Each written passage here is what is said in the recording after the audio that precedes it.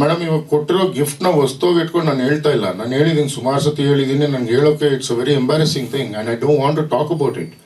But ಇವತ್ತಿನ ದಿನ ನೀವು ಮಾಡ್ತಾ ಇರೋ ಅಲಿಗೇಷನ್ ನನ್ನ ಮೇಲೆ, ನಾನು ಆ ರಿಲೇಷನ್ಶಿಪ್ನ ಪ್ರೂವ್ ಮಾಡ್ಕೋಬೇಕಂದ್ರೆ ನಮ್ಮ ಮಧ್ಯ ಏನಾಗಿತ್ತು ಅಂತ ನಾವು ಹೇಳ್ಬೇಕಲ್ವಾ, ನಮ್ಮ ಮಧ್ಯ ಏನು ನಡೀತು ಅಂತ ನಾವು ಹೇಳ್ಬೇಕಲ್ವಾ.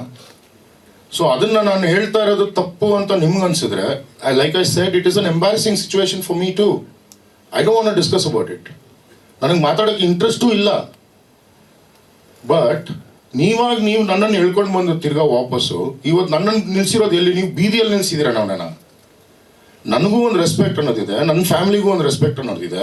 ನನ್ನ ಮನೆಯಲ್ಲೂ ತಂದೆ ಇದ್ದಾರೆ, ತಾಯಿ ಇದ್ದಾರೆ, ಅಕ್ಕ ಇದ್ದಾರೆ, ತಂಗಿ ಇದ್ದಾರೆ. ಇವತ್ತು ನನ್ನನ್ನು ಬೀದಿಯಲ್ಲಿ ನಿಲ್ಲಿಸ್ಬಿಟ್ಟು ನೀವು ಮಜಾ ತೊಗೊತಾ ಇದ್ದೀರಾ ಅಷ್ಟೇ. ಈ ನನ್ನನ್ನು ಬೀದಿನಲ್ಲಿ ನಿಲ್ಸಿದ ಮೇಲೆ ನಿಮ್ಮನ್ನು ನನ್ನ ಬೀದಿನಲ್ಲಿ ನಿಲ್ಸೋದಕ್ಕೆ ಉದ್ದೇಶ ನನಗೂ ಇಲ್ವಾ? ಯಾಕಂದರೆ ಇದಕ್ಕೆ ಮುಂಚೆ 3 ಸತಿ ಆಗಿದೆ ಇದೇ ಥರ.